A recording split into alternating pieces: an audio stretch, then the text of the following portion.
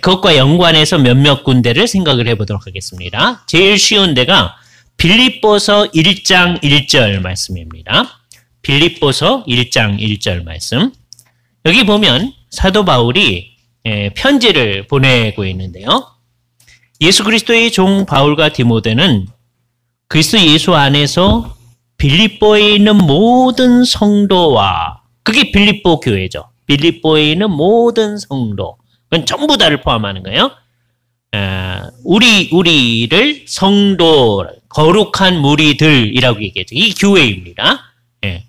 그 당시에 빌립보에 이 예수를 믿는 사람들이 모여서 예배를 할 수 있게끔 어떤 빌딩을 짓거나 그러지 않았어요. 그게 없어도, 이 건축물이 없어도 예수를 믿는 그 사람들이 교회이고, 그래서 그것을 성도라고 그러죠. 근데 그 교회 안에 누가 있었느냐? 감독들과 집사들에게 편지하노니, 그렇게 얘기하는 거예요. 그 뒤에 나오는 감독들, 집사들은 성도들 가운데 일부 사람들을 감독들로, 집사들로 주께서 세우신 것을 생각하는 겁니다. 여기서 분명히 해야 돼요. 성도들이 따로 있고 감독이 있고 집사가 있고 한 게 아니라 우리 모두는 다 성도다. 그런데 그 성도들 가운데 어떤 사람은 감독으로, 어떤 사람은 집사로 주께서 세우신 것이다 하는 거죠. 그러니까 이게 이를테면 이런 식의 표현이 안타까운 표현인데요. 한국에서 모든 것을 이제 군대식으로 표현하면 사람들이 조금 잘 이해하는 표현이 있어서 이 군대 문화에 우리가 익숙해진 겁니다. 그 감독, 집사, 이거는 전부 다 보직에 해당하는 거예요. 전부 다 군인이죠. 군대 안에서는 별 5개짜리, 4개짜리도 군인이고 짝대기 하나짜리도 다 군인인데 그 중에 보직으로 어떤 분은 총사령관을 맡는 거고, 어떤 분은 그분의 부관을 맡는 거고, 어떤 분은 아주 밑에 있는 직분을 맡는 거죠. 그렇게 생각하는 거예요. 그죠? 이건 다 보직일 뿐이다. 그죠? 근데 보직에 대해서 성경이 뭐 얘기를 하느냐 하면 감독이라는 얘기를 했어요. 지난번에 우리가 감독이라고 하는 게 장로라고 얘기했습니다. 장로라고 하는 건 오늘날 목사와 장로를 다 통칭해서 하는 말이죠. 말씀을 가르치는 역할을 하시는 분, 그다음에 그 말씀을 가르치는 분들과 함께 그 말씀에 근거해서 교회를 잘 다스리는 역할을 하시는 분, 그 장로님들을 우리는 교회의 감독이라고 얘기하고, 여기 집사란 직무가 언급이 되어지고 있는 거예요. 그래서 우리는 1세기 교회에 집사가 있었다는 걸 분명히 얘기하는 거죠. 빌립보에 주께서 편지를 보내면서 집사가 있다는 것을 알게 되어집니다. 이것과 연관해서 디모데서에 있는 말씀을 우리가 조금 읽을 텐데요. 연관해서 읽는 것이 중요합니다. 디모데 전서 제3장에 있는 말씀을 읽으려고 그래요. 3장에 보면 8절에 이렇게 얘기합니다. 디모데 전서 3장 8절입니다. 이와 같이 집사들도 이러이러한 사람들을 너희가 선출해라 라고 하면서 자격을 얘기해요. 뭐라고 얘기하냐면 정중하고 일구이연하지 아니하고 술에 임박이지 아니하고 더러운 일을 탐하지 아니하고 깨끗한 양심의 믿음의 비밀을 가진 자라야 할 것이다. 이 사람들을 먼저 시험하여 보고 그 위에 책망할 것이 없으면 직사의 직분을 맡게 할 것이다 라고 얘기하는 거죠. 그래서 일정한 기간 동안에 수련 기간, 시험 기간이 필요합니다. 이 사람이 교회의 집사로서 정말 제대로 할 수 있는지를 살펴본 다음에 문제가 없다. 문제가 없다는 게 아까 말했던 그 자격이 있는 것을 얘기하는 거죠. 그러면 그 다음에 집사의 직분을 하게 하는 거다. 그렇죠? 그러니까 지난번에 집사님을 선출을 했잖아요. 이 말씀에 근거해서 선출을 한 거예요. 그죠? 선출한 다음에 상당한 기간을 우리가 기다리고 있잖아요. 이 기간이 뭐 하는 거예요? 시험하는 기간인 거예요. 이분이 정말 집사에 합당한 것인가? 라는 걸 해본 다음에, 문제가 없으면 그제서야 이제 임직식을 해서 집사의 직분을 맡도록 하는 거죠. 그죠? 그런데 그 다음에 여자들도 이와 같이 이렇게 나와요. 그래서 여기에 대해서는 두 가지 해석이 있는데, 하나는 집사의 부인을 얘기하는 거다라고 하는 해석도 상당히 좋은 해석이고, 다음에 또 하나의 해석은 이 여자는 여자 집사를 얘기한다는 해석도 있어요. 그래서 이거는 아직까지 논란이 있습니다. 둘 다가 정말 가능성이 있는 얘기예요. 그리고 여기서 얘기하는 거는 임직하는 집사를 얘기하는 거니까. 근데 우리 한국에 있는 교회들은 대부분은 아직 여자 집사는 이제 임직하는 경우에 있어서 생각을 안 하는 거야. 그러니까 우리가 어떤 해석을 따르느냐 하면 이게 집사의 부인을 얘기하는 거다는 해석을 우선을 따르고 있는 겁니다. 이게 절대적 해석이라고 생각할 수는 없어요. 앞으로 이제 논의를 해가지고서는 이게 또 여자 집사님을 생각하고 여자 집사님이 될 수 있는 가능성도 생각을 해봐야죠. 그러나 아직까지는 이게 집사의 부인을 생각한다고 하면서 얘기를 하고 있습니다. 여자들도 이와 같이 정숙하고 모함하지 아니하며 왜 남자에 관한 얘기를 하는 것과는 다른 말이 나오는지를 생각할 만한 거죠. 사람들이 그런 일을 한다. 뭘 남자들이라고 해서 남 모함하고 하는 거를 안 하는 건 아니지만 그게 더 있을 수 있는 가능성이 있기 때문에 사도가 이런 얘기를 하는 거죠. 다음에 절제하고 모든 일에 충성된 자라야 할 것이다 라고 얘기해요.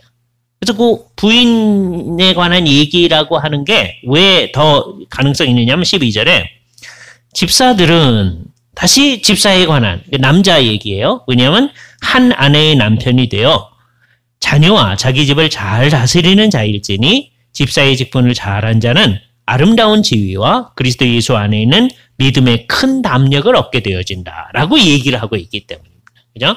그래서 사도가 우리한테 원칙을 정해준 거예요. 그러면 이 원칙을 가지고 모든 성도들이 원칙을 머릿속에 다 가지고 있어야 되죠. 그래서 나중에 때가 되어졌을 때 우리 가운데서 누가 집사님을 하면 좋을까요? 라고 우리가 회의를 할 때 우리는 회의도 예배하는 심정으로 하나님의 뜻을 알려고 하는 심정으로 참여해야 된다고 그랬잖아요. 이게 굉장히 어려운데 늘 이게 굉장히 중요합니다. 그 하나님의 뜻을 잘 알아가지고서는 실현하려고 할 때 이 사도가 제시한 원칙에 부합한 사람을 집사님으로 뽑으려고 해야죠. 그래서 자격이 집사 자신뿐만 아니라 집사의 부인도 굉장히 중요하다는 것을 알게 되었습니다. 그죠? 온 가족이 하나님의 뜻을 잘 받들어 섬기는 일을 해야 된다. 그런데 이런 이제 말씀을 읽을 때 오해를 할 수 있어. 이거는 집사의 자격을 얘기하고 집사의 부인의 자격을 얘기하는 거니까 나하고는 상관없어. 라고 생각할 분들은 이게 왜 이런 리스트, 이것을 선의 목록이라고 얘기하는데요. 그럼 왜 얘기하느냐? 결국 왜 이런 자격이 있어야 되느냐? 모든 예수 믿는 사람들이 그런 방향으로 가도록 하기 위해서 이 사람들이 지도적 역할을 하는 사람들이거든요. 그래서 이 리스트들이 그냥 이거는 집사의 자격 또는 앞에 있는 것은 장로 즉 감독의 자격만이 아니고 모든 그리스도인들이 추구해야 할 삶이 어떤 건가 하는 것을 생각하도록 하는 겁니다. 그래서 누구도 이 리스트는 우리하고는 상관없어요. 그렇게 얘기할 수 있는 건 아니다. 그래서 원칙은 사도가 정해줍니다. 1세기에 사도가 정해준 것을 모든 교우들이 머릿속에 이제 새겨가지고 모든 교우들이 해야 할 일은 이 원칙을 한쪽에 놓고요. 다음에 우리 주변에 있는 성도들을 한쪽에 놓고 우리의 삶을 이 원칙과 대조를 하는 거예요. 그래서 그 중에서 우리 가운데서 이 원칙에 비교적 부합하는 분들, 완벽하게 부합하는 분들 뽑아라. 그럼 우리 한 사람도 못 뽑게 됩니다. 그렇죠? 이 방향으로 나아가는 분들을 우리가 이제 뽑게 되어져, 선출하게 되어지죠. 그래서 1세기에서부터 교회는 교회의 장로, 즉 감독과 교회의 집사를 성도들이 선출을 해서 집사의 직무를 하게 한 거예요. 그죠? 무슨 일을 하는 걸까요? 정확하게 잘 모릅니다. 그런데 지금 이제 세 번째 보려고 하는 성경 구절에는 절대로 집사라는 말이 없어요. 그런데 상당히 많은 분들이 아마도 이게 집사를 선출한 게 아닌가라고 생각하게 하는 본문이 있어요. 그래서 이 본문을 우리 한번 보도록 하겠어요. 사도행전 6장입니다. 시기적으로 보면 이게 가장 빠른 시기에 해당하죠. 예루살렘에서 성령님이 임하시고 교회 공동체가 형성된 다음에 얼마 안 된 시기에 일어난 상황이었습니다.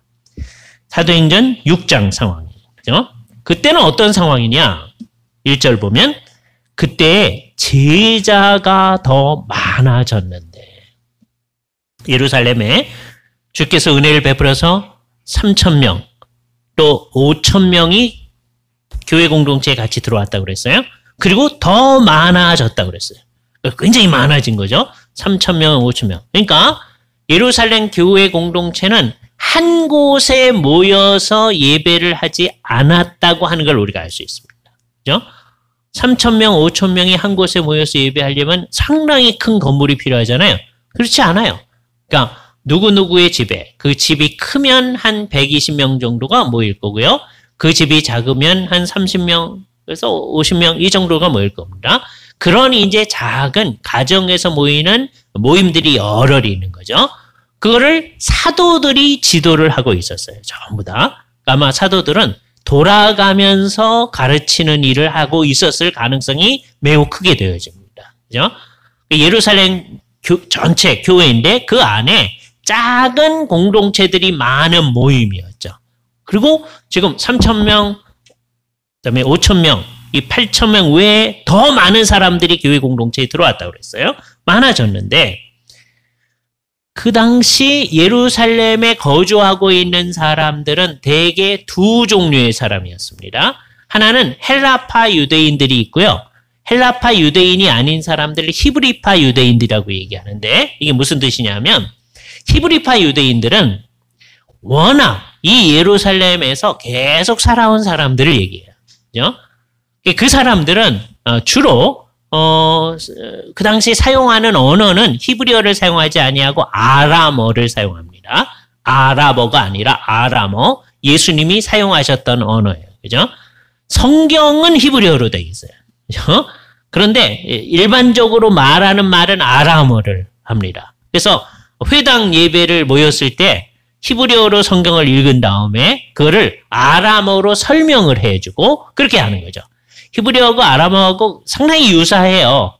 단어가 좀 다르고 조금 문법 구조가 다르고 뭐 그러지만 상당히 유사합니다. 그래서 대충 알아듣기는 할 거예요. 그러나 똑같이 그냥 똑같은 말이다 그러기는 어려워요. 예, 성경 가운데서 다니엘서의 일부분이 아람어로 기록이 되어 있습니다.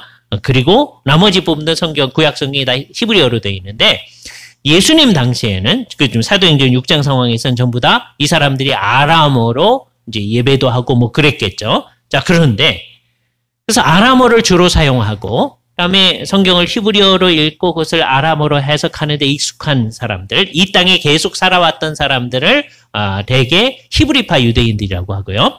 다음에 해외에서 살다가 당시 유대인들이 온 세상에 흩어져 살고 있거든요. 그것을 디아스포라라고 합니다. 디아스포라의 상황, 곳곳에 살고 있는 거예요. 그 사람들이 살다가 다시 예루살렘에 와서 살기로 한 사람들이 있었어요. 그 사람들은 이를테면 미국에 이민하여 갔다가 다시 한국에 와서 살기로 하는 우리 장로님 댁하고 비슷한 상황입니다. 그죠? 예. 자, 그런데 이 사람들은 이제 오랫동안 외국에서 살았기 때문에 그런 방식이 좀 더 익숙한 거예요. 그죠? 예. 그래서 이 사람들은 그 당시 유대인이 아닌 사회 전체가 헬레니즘 사회이기 때문에 헬레니즘에 익숙한希腊적 유대인, 헬라적 유대인이라고 얘기하네요. 예? 그래서 오늘날 성경에서도 헬라파 유대인 그런 말이 나오는 거죠. 이 사람들은 워낙 유대인인데 이방 사람이 아닙니다. 유대인인데 외국에 살 때에도 유대인으로 살았던 거죠. 그런데 다시 돌아와 살기로 한 거예요. 그러니까 이 사람들은 사용하는 언어도 주로 히라버이고요. 성경도 구약 성경을 헬라어로 번역한 성경에 좀 더 익숙한 거죠. 그죠? 그걸 읽는 거예요. 히브리파 사람들은 구약 성경을 히브리어 성경으로 읽습니다. 물론 개개인이 그 당시에 집에 성경 가지고 있는 건 아니에요. 예.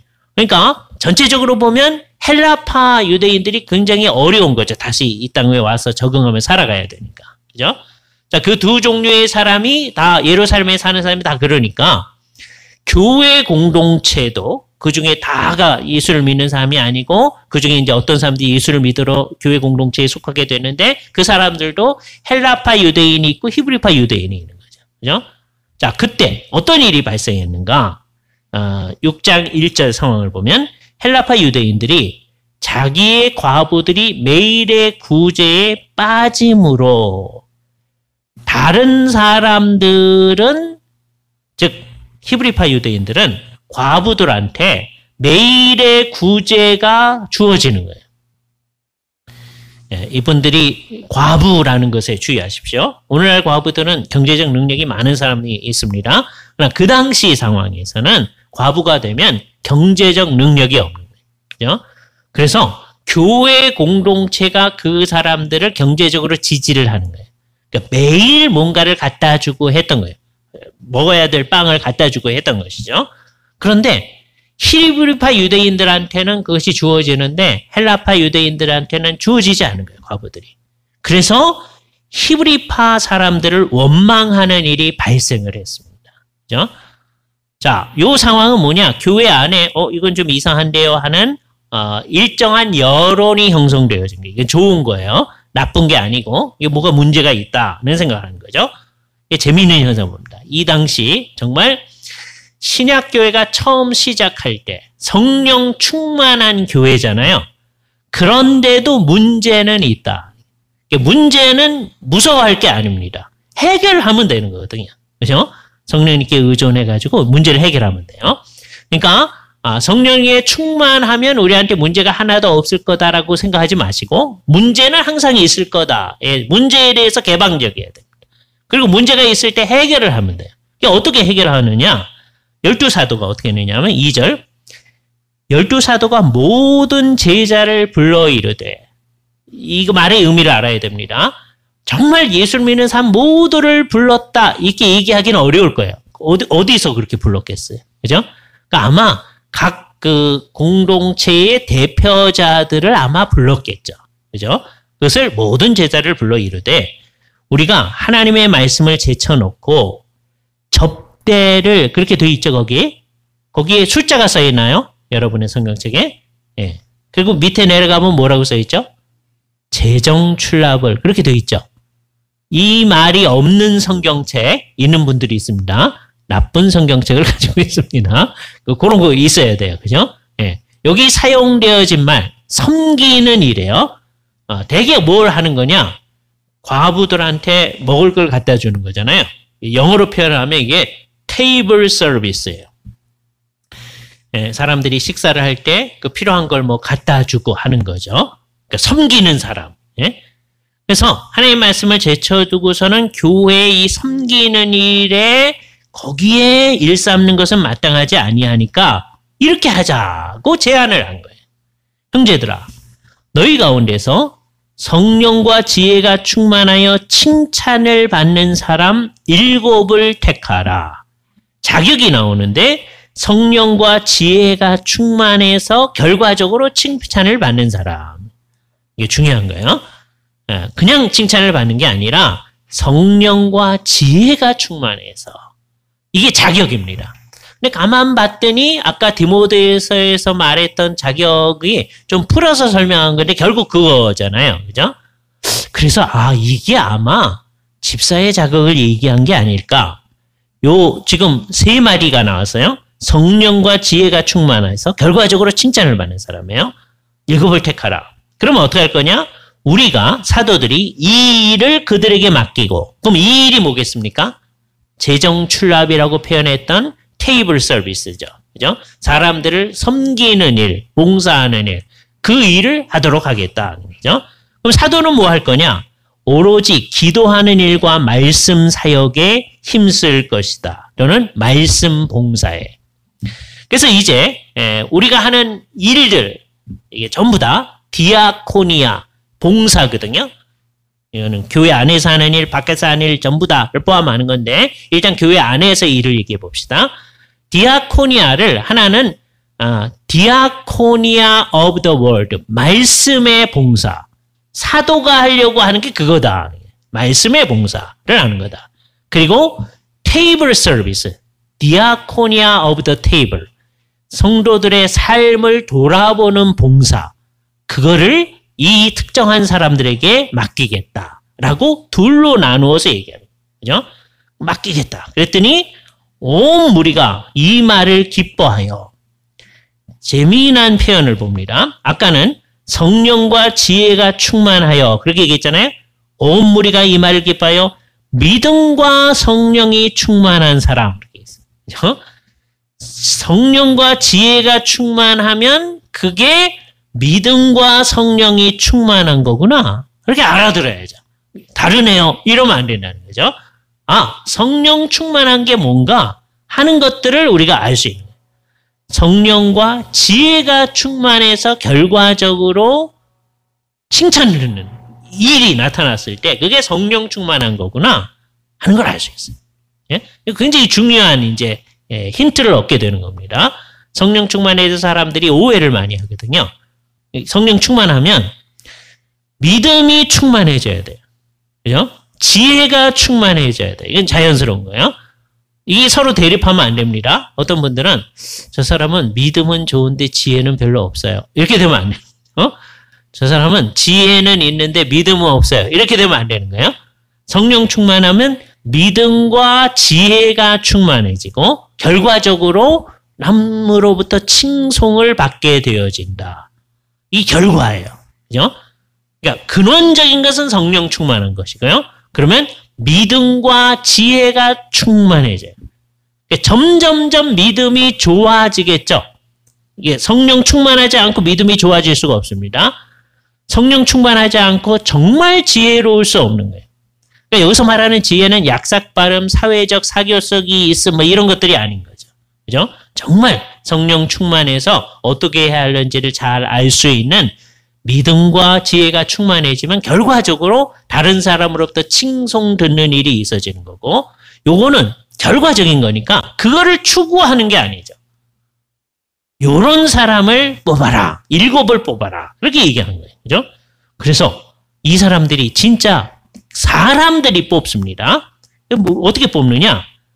여기 이제 이름들이 나오는데요. 이름들을 통해서 우리가 알 수 있는 게 있습니다. 5절에 보면 스데반과 빌립과 브로고로와 니가노르와 디몬과 바메나와 유대교에 입교한 안디옥 사람 니골라를 택하여 그랬어요.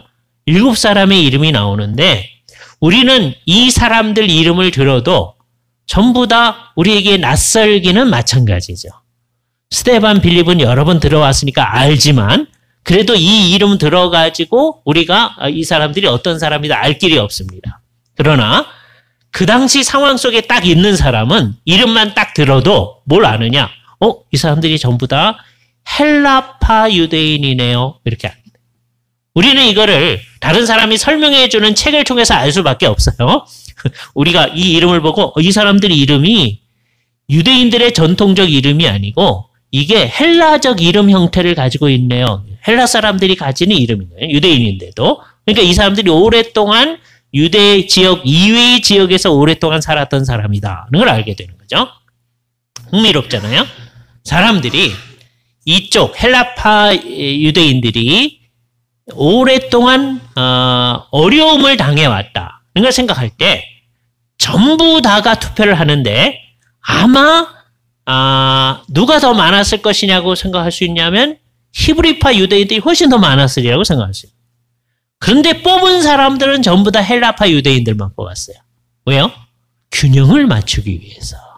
그러니까 여기 지혜가 작용하는 거죠. 성령님이 그렇게 하셨다라고 하는 걸 알게 되잖아요. 그래서 기준이 있고 사도들이 정한 기준이 있고 그 기준을 가지고 성도들이 뽑는 거예요. 이건 1세기에서부터의 큰 원칙입니다. 누가 뽑느냐? 성도가 뽑는다. 근데 기준은 사도가 말한 대로 해야 된다. 나중에 이제 뽑다 보면요. 사도가 말한 대로 하지 아니하고 성도들이 자기들의 머리를 굴려가지고 뽑는 경우가 있어요. 그러면 망하는 겁니다. 하나님의 뜻대로 하는 게 아니에요. 성도들이 뽑는다고 다 잘하는 게 아닙니다. 성도들이 뽑아야 되는데 사도가 말하는 기준을 가지고 뽑아야 돼요. 그렇게 해서 세운 다음에 뽑혀졌다고 해서 다 끝나는 게 아니라 사도들 앞에 세우니 사도들이 기도하고 그들에게 머리에 손을 얹었다, 안수했다라고 얘기합니다. 그죠? 사도들이 머리에 손을 얹었을 때는 사도들이기 때문에 성령님의 능력이 임하였어요. 그러나 사도들이 죽은 다음에는 사도가 따로 있지 않습니다. 여기 이제 천주교회와 우리의 차이점이 나타나는 게, 천주교회는 사도가 죽으면 사도적 그 직임이 계승되어진다라고 생각합니다. 그래서 그 누가 계승하느냐? 교황이 계승하는 거고, 교황이 그 원세를 대감독 같은 사람한테 주면 그 사람들이 이제 사람 직분 자리에 세워졌을 때 손을 얹으면 사도들이 가지고 있었던 성령의 권능이 임했던 것처럼 천주교에서는 그렇게 생각하는 거예요. 손을 얹으면 그 불멸의 권능이 임하는 거다라고 얘기하는 거예요. 종교개혁을 하면서 우리들은 그렇지 않다. 그래서 아주 분명히 하기를, 처음에는요, 머리에 손 얹는 걸 없앴습니다. 처음에는 자꾸 오해를 하기 때문에, 이렇게 하면은 여기서 뭐가 나간다고 자꾸 생각하기 때문에 그걸 아예 없앤 거예요. 그죠? 처음에는 전부 다 없앴어요. 그랬다가 예를 들어서 스코틀랜드 교회만 해도 1560년 제1칠의설을 했을 때는 없앴어요.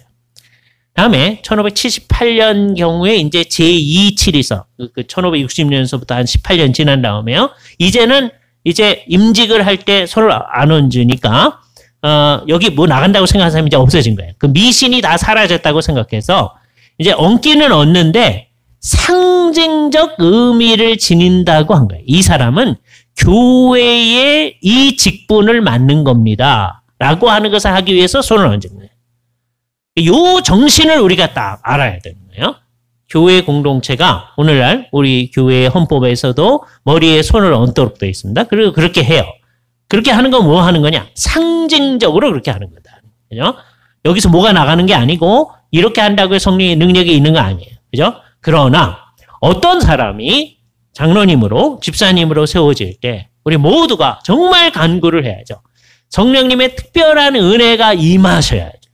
그건 우리가 원하는 거예요. 그죠? 그래야 교회의 일을 제대로 할 수 있거든요. 그러나 차이점은 뭐예요? 이렇게 할 때 여기서 임하는 건 아니다. 그런 걸 분명히 해야 돼요. 이게 오해를 살 수 있기 때문입니다. 그죠? 그래서 종교개혁 초기에는 이것을 상징적으로만 했다. 그래서 장로교회에서는 이것을 옵셔널한 것으로 취급했다고 그래요. 옵셔널한 것이 뭐냐? 할 수도 있고 안 할 수도 있는 거다. 안 해도 괜찮은 거다. 그래서 우리가 용어를 안수식이란 말을 될 수 있는 대로 피하려고 하는 거고요. 임직식 또는 장립식, 그런 직분회로 세우는 거다. 예? 중요한 것은 하나님께 간절히 기도하는 거예요. 주님, 이러이러한 분이 교회의 장로님으로, 교회의 집사님으로 세워질 터인데 주께서 이분이 교회의 장로와 집사 역할을 정말 잘 할 수 있게 하여 주시옵소서. 주께서 세워주시옵소서. 그래서 세우시는 분은 주님이십니다. 그죠? 그때 참여하는 모든 목사님들과 다른 분들은 전부 다 하나님께서 그분을 장로님으로, 집사님으로 세우시는 일에 수종드는 거예요. 이 의식이 우리 가운데 아주 강력해야 됩니다. 그죠? 성경에 말하는 교회는 다 그랬거든요. 그런데 세월을 이제 한참 지나다 보니까 사람들이 또 잘못된 인식들을 자꾸 하는 거예요. 그죠? 그래서 세월이 한참 지나면 이제 한국교회에서도 그렇게 된 거예요. 이렇게 했을 때 무슨 능력이 임하고 성령이 임한다고 생각하는 사람들이 자꾸 생겨져요. 그래서요, 우리나라에서는 박윤선 목사님이 아주 강력하게 이거를 주장한 거예요. 이렇게 했을 때 무슨 능력이 임하는 게 아니다. 장로교에서는 이게 상징적으로 하는 거다라고 하는 것을 정말 강조를 하셨습니다. 박윤선 목사님이 그걸 강조했음에도 불구하고 많은 사람들이 그 생각을 안 하는 거예요. 정말 이상하잖아요. 한국 교회는 옛날에는 다 박윤선 목사님을 다 존중한다고 해왔는데 그 박윤선 목사님이 생각한 대로 생각하는 사람들이 거의 없을 정도가 되어져서 지금 우리나라에서는 우리가 속해 있는 대한예수교회 장로회 합신 측이 그 정신을 딱 가지고 있는.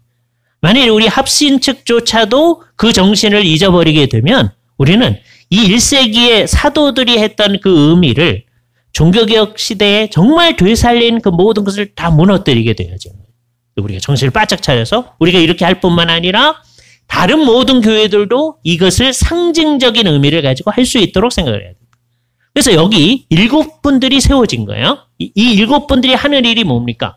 성도들 가운데 누가 연약한가? 그 당시에는 과부, 그다음에 고아 이런 사람이 연약하잖아요. 그 사람들을 돌아보면서 매일의 구제를 제공하는 일을 집사님 이분들이 한 거예요. 이분들을 뭐라고 이름을 하면 좋을까? 여기는 아무 이름이 없습니다. 사도행전 6장 암만 찾아봐도 이름이 없어요. 물론 요즘에 이렇게 제목을 붙이는 성경들이 나와요. 그러면 사도행전 6장 1절이나 2절 앞부분에 집사들을 세워 구제 사역을 하게 함, 뭐 이런 제목들을 붙여놓는 성경들이 있어요. 근데 그거는 우리가 나중에 붙인 거지 워낙 성경이 있는 게 아니에요. 그죠? 자, 그런데 자 보세요. 사도행전 20장을 가보면 여기 흥미로운 일이 여기 나타나고 있습니다. 요 말씀 때문에 오해를 하지 않도록 우리들은 주의를 해야 합니다. 그죠? 여기 보면 사도 바울이 곳곳에서 여러 사역을 하면서 사람들을 하나님의 말씀으로 이끌어 나아가려고 애를 쓰고 있어요. 그래서 여러 군데를 이제 방문을 하게 되었습니다. 그러면서 자기가 하는 일이 어떤 성격을 지닌 것인가 하는 것들을 설명을 하고 있어요. 그래서 20장에서도 그러고 21장에서도 그런데 21장 7절을 한번 가보세요. 사도 바울이 이제 곳곳을 돌아다니면서 이제 예루살렘 향해 가는데 21장 7절에 보면 두로를 떠나 항해를 다 마치고 돌레미아에 이르러 형제들에게 안부를 믿고 그들과 함께 하루를 있다가 이튿날 떠나 가이사라에 이르러 거기서부터 잘 봐야 돼요. 7 집사 중에 하나인 전도다 빌립의 집에 들어가서 머무느리라. 그래도 있죠. 여러분 성경책을 눈을 뚫어져라. 눈이 떨어지면 안 되죠. 성경책이 떨어져라 봐야 됩니다. 7 집사 정확히 보세요. 7이라는 말은 다른 글자하고 똑같고 집사라는 말은 작은 글씨로 되어 있는 성경책 가지고 있는 분들이 있을 거예요. 있죠? 안 그런가요? 예, 있어요. 몇 분. 그게 좋은 성경입니다. 예? 7이란 말은 그냥 보통 글씨로 되어 있어요. 그다음에 집사란 말은 작은 글씨로 되어 있는 거예요. 그죠? 나쁜 성경은 다 같은 크기로 되어 있습니다. 제 성경 같은 크기로 되어 있어요. 나쁜 성경. 그죠? 이게 워낙 7이란 말이 큰 글씨로 되어 있고 집사란 말이 작은 글씨로 되어 있어야 돼요. 왜요? 집사란 말이 거기 없기 때문입니다. 7 중에 하나인. 그러면 사람들은 다 어디가 생각나요? 사도행전 6장이 생각나요. 사도행전 6장에서 세웠던 그 7 중에 하나인. 그런데 그분들이 아마도 집사인 것 같다. 100% 확신할 수는 없어요. 그러나 아마도 거의 예? 그래서 한 70%쯤 확신하는 게 좋습니다. 나중에 하늘에 가서 여쭤보셔야 돼요. 이분들 집사님 맞나요? 이렇게 여쭤봐야 됩니다. 아마도 그럴 것 같아요. 그죠? 그러니까 성경 가운데 우리말 성경에는 7 집사 조금 글씨로 되어 있으니까 집사란 말이 있는데 그거는 아마도 집사라는 것을 생각해서 해석을 부과해서 말한 거예요. 그러니까 성경 가운데는 7이 집사라는 단정적 선언은 없습니다. 근데 아마도 집사인 것 같아요. 그렇죠? 그래서 여기서는 7 집사라기보다는 7이라고 표현을 하고 그 7명이 아마 집사인 것 같다 생각을 해야 되는 거죠. 여기에 집사가 뭘 하는 건지가 알 수 있게 돼요. 이분들이 정말 7 집사라면 이분들은 뭐 하는 거예요? 성도들을 잘 이렇게 돌아보면서 살피면서 누가 경제적으로 어려움이 있구나 하는 걸 알아가지고 교회가 쌓아놓은 기금을 가지고 그분들을 돕는 일, 매일 구제를 하는 일을 책임지는 사람들이 집사님들이다 라고 하는 걸 알 수 있는 거예요. 그래서 집사님들이 기본적으로 해야 할 일이 아까 우리말 성경에 아까 재정출납을 그 나나주에 이렇게 되어 있잖아요. 이 일을 제쳐놓고 이 일, 매일 구제하는 거. 재정출납을 그래서 집사님들이 하는 겁니다. 교인이 하는 게 아니고 이 일을 하는 거다. 그래서 처음부터 이 일들을 맡아서 하시는 분들이 있게 되어진 거죠. 재정출납을 그분들이 하면서 이 일에 덧붙여서 우리 교회 가운데서 연약한 사람들이 누군가 하는 것을 늘 살펴가지고서는 그 사람들을 돕는 일을 앞장서서 하는 거예요. 이게 집사의 직무다 하는 거예요. 그러면 지난번에 생각했던 장로님들은 뭘 하는 거라고 그랬습니까? 성도들을 잘 돌아보면서 신방을 하면서 성경 말씀대로 과연 살고 있나 아닌가를 잘 살펴보고서는 잘 권면해서 성경 말씀대로 살아가도록 하는 일, 그게 장로님들의 일이라고 그랬죠. 그래서 잘 돌아보면서 그 성경대로 삶이 가도록 하는 거예요. 집사님들도 신방을 하는데요. 신방을 해가지고서는 뭐 하는 거예요? 누가 경제적으로 어려움이 있는가 하는 걸 잘 살펴가지고서는 필요하면 그 공동체의 기금을 가지고 그 사람들을 도와줄 수 있는 역할을 하는 게 집사님의 역할이었다는 거죠.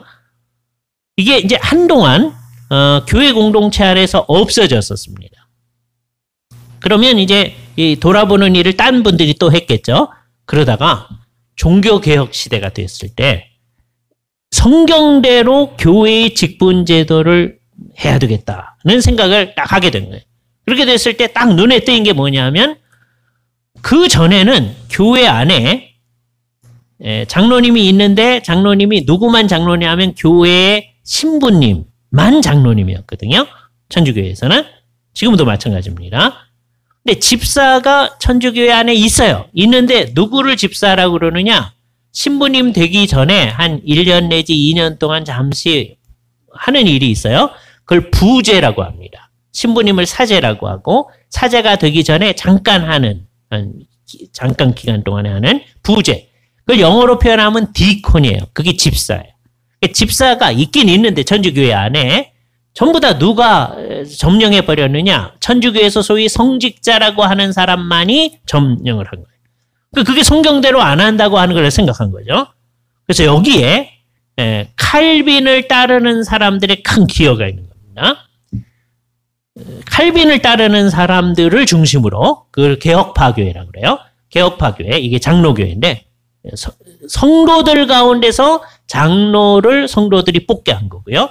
성도들 가운데서 집사를 뽑게 해서 정말 교회 안에 목사, 장로, 집사가 있도록 제도를 만든 거예요. 이게 장로교회의 특성이에요. 개혁파교회의 특성이에요. 다른 교회, 같이 종교개혁을 했는데 루터파 교회는 성도들 가운데 그게 있지 않아요. 왜? 교직제도는 천주교하고 비슷해요. 영국 성공에 우리가 같이 종교개혁한 거예요. 이신칭의를 강조하는 교회예요. 그런데 교직제도는 역시 천주교의 제도예요. 그래서 거기서도 목사님만 장로예요. 그리고 목사님 되기 전에 잠깐 디콘을 해요. 물론 이제 영국 성공에는 디콘을 평생을 하는 경우도 있어요.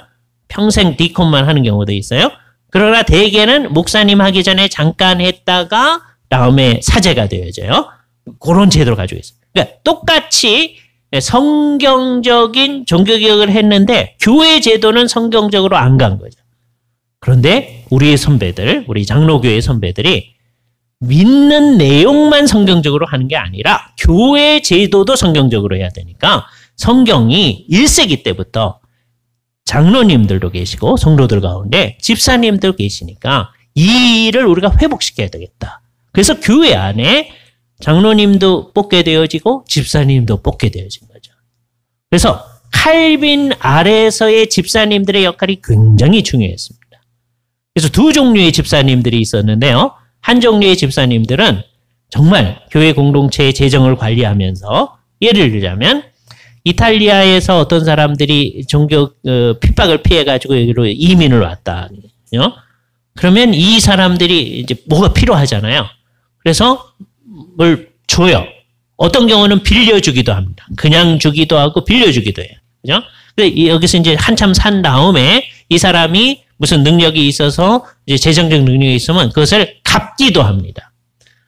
그거를 어떤 집사님의 그 공식적인 장부의 기록이 있는 거예요. 이탈리아에서 누가 피난을 왔는데 필요해서 우리가 얼마만큼을 주었다. 그죠? 근데 이 사람이 나중에 얼마만큼을 갚았다. 이런 기록이 남아있는 거죠. 정말 놀라운 거죠. 그렇죠? 예. 그 일을 하도록 된 게 지금 성경대로 갔던 제네바에 있는 이탈리아 피난민 교회의 집사님의 장부에서 우리가 알게 되어지는 거죠. 그러니까 이런 걸 통해서 집사가 무엇인지를 알게 되어지는 거예요. 한국 교회는 정말 온 세계 가운데서 집사가 제일 많은 교회. 그죠? 한국 교회는 온 교인의 집사화를 이룩한 거예요. 그런데 문제는 뭐냐? 집사가 뭔지를 거의 모르고 있어요. 그죠? 우리는 우리의 개혁파 선배들이 집사 직분을 회복했어요. 그래서 우리들 중에 상당수가 집사입니다. 우리는 뭘 회복해야 되느냐? 집사가 해야 할 일을 회복해야죠.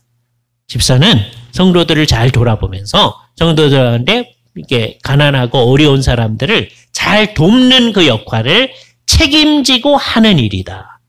우리 집사님들이 재정출납을 하면서 그 일을 하는 거예요. 근데 교회 공동체는 어떤 특성을 지니고 있느냐 하면 이렇게 돕지만 동시에 뭘 하느냐? 일하기 싫거든 먹지도 말아라는 아주 강력한 가르침을 받게 돼요. 이걸 제대로 알아듣는 사람은 그래요? 굶어 죽을래요? 이렇게 반응하지 않거든요. 필요하면 교회 공동체가 돕습니다. 그런데 일하기 싫거든 먹지도 말아라는 그 가르침, 예수를 믿는 사람이 이 세상에 열심히 일하도록 되어 있다. 라는 가르침을 받으면 가서 열심히 일해가지고 자기가 쓸 것을 자기가 필요할 뿐만 아니라 그럼 이제 어떻게 하겠어요? 이제 더 이상 안 도와줘도 됩니다. 이렇게 얘기하겠죠. 한국에서는 이게 체면치레 때문에 그렇게 얘기하는 경우가 나와요. 그 체면치레 말고 정말 자기가 열심히 일해가지고 그렇게 하는 거죠. 그런 다음에 일하는 그것을 통해서 소득이 있게 되면 다른 사람들을 돕기 위해서 또 열심히 헌금하는 일도 하게 되어지죠. 그래서 세월이 한참 지나면 교회 공동체는 어떻게 되느냐? 맨 처음에는 교회 공동체 가운데 필요한 사람들을 막 돕고 하는 일도 있지만 나중에는 다 열심히 일하니까 우리 가운데서는 도움을 필요로 하는 사람이 점점 없어지는 거예요. 그러면 우리가 열심히 헌금한 것이 이렇게 많아질 거 아니겠어요? 그럼 그게 어디로 갑니까? 믿지 아니하는 우리 주변에 있는 사람들로 나아가게끔 돼야 돼요. 넘쳐나게끔 돼야죠. 그 일을 관리하는 일이 집사님의 일입니다. 그래서 서구에서 이걸 아주 열심히 해가지고요. 그러니까 집사님을 디콘이라고 하니까 디콘이 하는 사역을 디아코니아, 섬기는 사역이라고 그랬어요. 근데 요즘에 서구에서 디아코니아는 뭐냐면 사회봉사가 되어버렸어요. 사회봉사. 이게 문제도 있지만 의미가 있는 거예요. 교회 공동체는 이제 더 이상 우리끼리 필요로 하지 않는다. 왜? 우리 다 열심히 하니까. 그러니까 교회 공동체는 소위 복지병에 들지 않는 공동체입니다. 정신을 차리면 그렇게 돼요. 복지병이 뭐죠? 맨 처음에는 한국 사회에 아무도 우리가 어렵다고 해서 막 도와주는 사람이 없었었는데 그 당시에 미국 사회를 가봤더니 어떤 사람이 실직을 하면 막 돈을 주는 거예요. 그죠? 그러니까 이 사람이 이제 자칫 잘못 생각하면 예를 들어서 실직을 했을 때 나라에서 2,000불이 나와요. 근데 자기가 열심히 가서 이제 무슨 일을 하면 1,000불이 생겨요. 그럼 1,000불이 있다고 해서 2,000불이 안 나와. 그럼 어떻게 하고 싶으세요? 일 안 하고 매달 2,000불 받는 게 낫잖아요. 이런 게 이제 복지병이거든요. 예? 맨 처음에는 그 받았을 때 감사해 하다가 나중에는 왜 이것만 주는데요? 더 줘야 되는데. 이러고 나오는 게 이게 복지병이거든요. 교회는 복지병에 안 걸리게끔 돼 있어요. 열심히 서로 돕는 복지를 하는데도 불구하고 왜? 일하기 싫거든 먹지도 말아라고 하는 그 풍성한 가르침 속에 있기 때문에. 그죠? 그래서 나중에는 우리들 사이에 서로 도와줘야 할 필요가 없어지게 되죠. 그죠? 처음에는 이 일을 열심히 해야 됩니다. 그죠? 이 일들을 어떻게 잘 할 수 있을런지를 집사님들이 생각을 해 주셔야 돼요. 그죠? 이걸 잘 실천한 교회가 있는데요. 예, 뭐 그래도 아주 부족하긴 하지만 어떻게 한 교회가 있었느냐 하면 IMF 때요. 그때 실직한 사람들이 너무 많은 거예요. 그래서 어느 교회에서 최소한 부족하지만 이렇게 한 거예요. 그분들이 실직을 하고 나니까 당장 이제 어려움이 있잖아요. 교회에서 그분들이 평소에 11조 한 것 정도에 해당하는 비용을 이렇게 도와드리는 일. 굉장히 중요한 일이죠. 이와 같은 때에 교회 공동체가 능력이 있어서 그렇게 할 수 있으면 굉장히 중요한 일을 하는 거죠. 그죠? 그래서 사람들을 도와줄 수 있게. 근데 그 일을 감당하는 사람이 누구냐? 집사다. 그죠? 우리는 우리의 선배들 때문에 1세기 있는 집사 직분이 회복되어진 거예요. 성직자가 아닌 집사가 있게끔 되어진 거예요. 그래서 한국교회 전부 다 어느 교회나 집사가 있잖아요. 중요한 것은 진짜 그 직분이 회복되어지는 거다. 그래서 우리는 정말 성경이 말하는 직분 자체만이 아니라 그 일에 해당하는 일을 제대로 할 수 있는 집사님들이 되어질 수 있도록 우리가 성경적 교회 제도를 제대로 갖는 그런 교회들이 되어야 할 것입니다. 같이 기도하시죠. 거룩하신 주님 감사합니다. 오늘도 계속해서 교회의 직분 제도를 생각하면서 집사직이 과연 어떤 직분인지를 생각했사옵나이다. 한국교회 초기서부터 집사 제도가 있을 수 있도록 장로교회의 제도를 우리가 채택해서 장로교회의 회원으로 우리가 있는데 그 가운데 정말 집사가 1세기에 있었던 그 직분이 회복되어진 것임을 알고 정말 이 직분을 유지할 뿐만 아니라 정말 이 직분에 해당하는 역할을 제대로 감당하여 교회 공동체가 이 섬김의 사역, 디아코니아의 사역을 교회 안에서 그리고 교회 바깥에서 제대로 잘 감당할 수 있도록 우리를 인도하여 주시옵소서. 우리 주 예수 그리스도의 이름으로 기도하옵나이다. 아멘. 이상으로 전체 모임을 마치겠습니다. 여러분들이 서로 눈인사하시고요. 수요일 날 같이 모이도록 하겠습니다. 감사합니다.